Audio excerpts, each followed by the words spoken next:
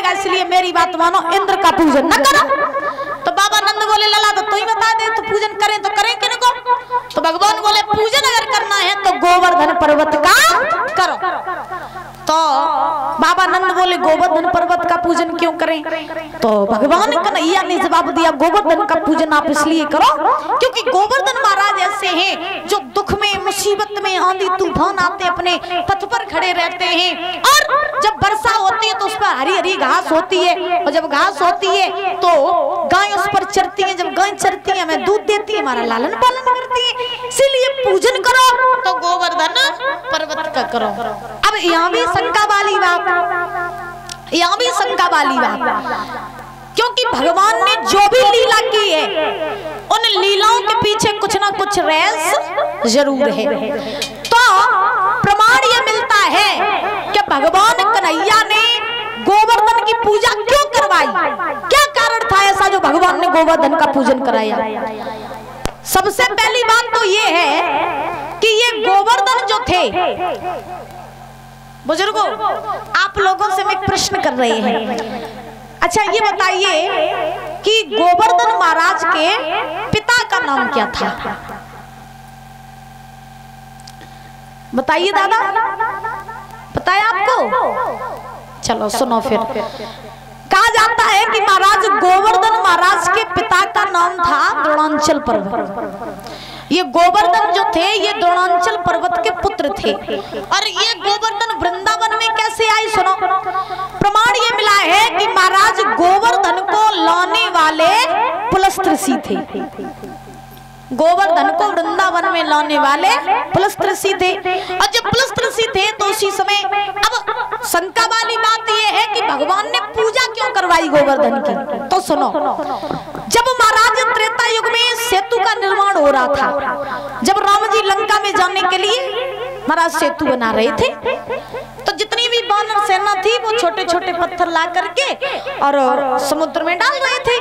तो जब समुद्र में डाल रहे थे तो डालने के बाद में महाराज ध्यान रखना, आज हुआ ऐसा कि जब छोटे छोटे वानर थे छोटे छोटे पत्थर ला रहे समुद्र में डाल रहे, हनुमान जी ने देखा, हनुमान जी ने कि वानर सेना है छोटी छोटी, और जब पत्थर लाए लाए के समुद्र में डाल रही तो ऐसे काफी टाइम हो जाएगा, समुद्र वो पुल नहीं बन पाएगा, तो ऐसा करें कि हम बड़ों से पर्वत उठा ले आए और ये सेतु में लगाए दे।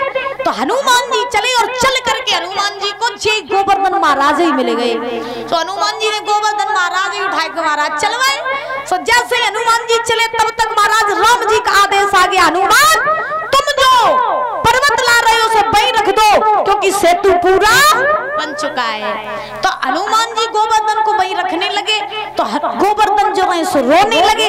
हनुमान बोले भैया रोए काय को रहे हो, काय को रोए रहे? गोवर्धन पर्वत रोक करके बोला भैया हम जा सो रोए रहे हनुमान जी कि हम जा सोचते कि राम जी की सेवा में अगर हम लग जाते, पुल में अगर हम लग जाते तो राम जी जब मेरे ऊपर चलते तो उनके चरण मेरे ऊपर पड़ जाते तो मेरा भी भाग्य खुल जाता, लेकिन मेरा तो ऐसा सौभाग्य नहीं है जो राम जी मेरे ऊपर चल पाए, इसीलिए मैं रो रहा हूँ।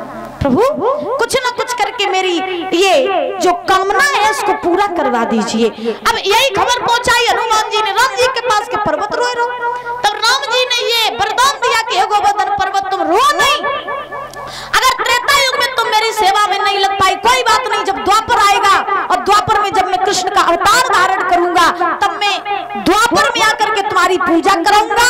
और सुनो अगर त्रेता में तुम मेरी सेवा में लग जाते तो तुम नीचे होते और हम ऊपर होते, लेकिन द्वापर में इसका उल्टा होगा। जब हम द्वापर में आएंगे तो जब इंद्र जल की वर्षा करेगा तब मैं तुमको अपने नख पर धारण करूंगा, और जब नख पर धारण करूंगा तब हम नीचे होंगे तुम ऊपर होगे, इसीलिए हम तुम्हारा पूजन करवाएंगे आकर के द्वापर युग में। बोलिए गोविंद भगवान की। इसीलिए भगवान कन्हैया ने गोवर्धन महाराज की पूजा कराई। भगवान कन्हैया ने बाबा नंद से कहा बाबा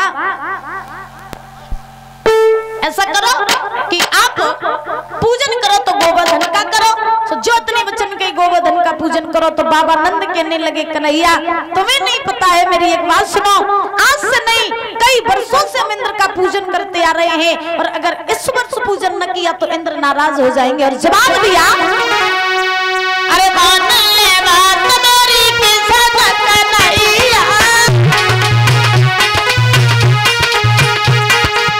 मान ले बात मेरी किस्मत कन्हैया, इंद्र होवे नाराज बिगड़े सब ही काज पाछो पूजन।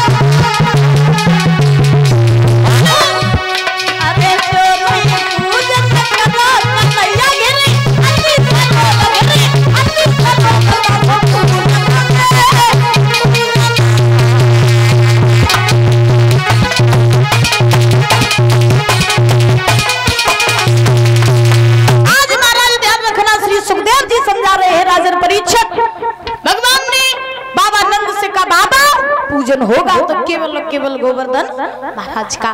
तो बाबा नंद कहने लगे अगर इंद्र नाराज हो गए फिर, तो भगवान बोले चिंता न करो, जब इंद्र नाराज होगा तो उसको हम देख लेंगे। आज भगवान कन्हैया के कहने पर बाबा नंद जितने भी वृंदावन वासी थे सभी लोग गोवर्धन महाराज का पूजन करने के लिए तैयार हो गए।